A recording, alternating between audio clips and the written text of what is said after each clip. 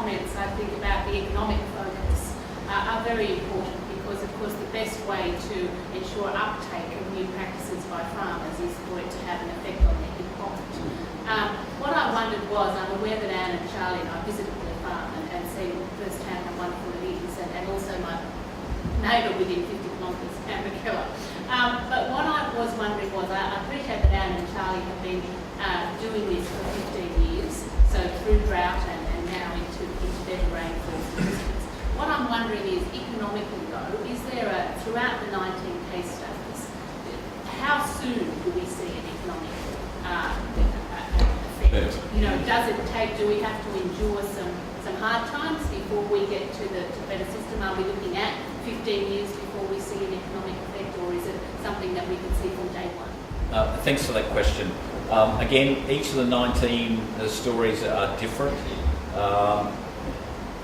Interestingly, some have run on a philosophy that work on your best paddocks first, and on that basis you'll keep being productive, and then invest the additional profit you're making into your poorer paddocks.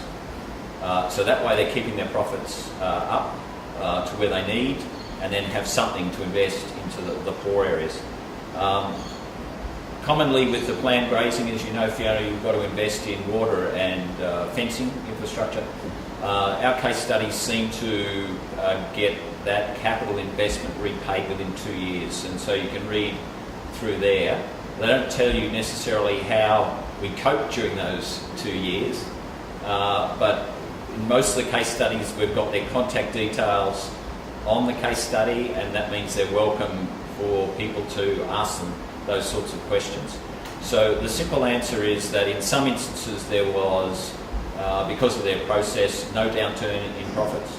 But in terms of production, most of them, and the figures we're quoting, are over a period of time, evened out over a period of time. Some of the innovations, if you like, date back to the 80s, so running for 30 years. Some have only been running for lesser time. I'm not sure that necessarily answers the question, but they're in there. You can read them, and I suppose it comes down to how you manage and your decision-making models. And some people might have made a decision that they're prepared to take a hit for a year or two to get the longer-term resilience into the landscape. Some have said, listen, we can't take that much of a hit. We can only take this quantum. Therefore, we'll invest in this area. And I think all those decision-making activities can't be underestimated. And I've got Moira Lansran, who's one of our board members, whispering in my ear right now that, you know, that whole notion about decision-making and clever decision-making is just as important as coming up with clever ideas for intervening in streams or improving your soils.